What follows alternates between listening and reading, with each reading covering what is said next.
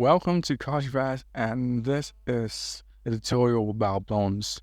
If you want to customize the shape of your bones, first of all, you need to select your bone, and after selecting your bone, it goes to pose mode, and after going to pose mode, you go to the menu where the bone icon, you can see the bone icon over there. You click on that bone icon or select that bone icon, and after that, you scroll to custom shapes and you locate custom objects and select any object, an empty, a cube, a sphere, anything to replace your bone. And as you can see, I replaced mine with an empty, and yeah, and you could control that bone to manipulate the model.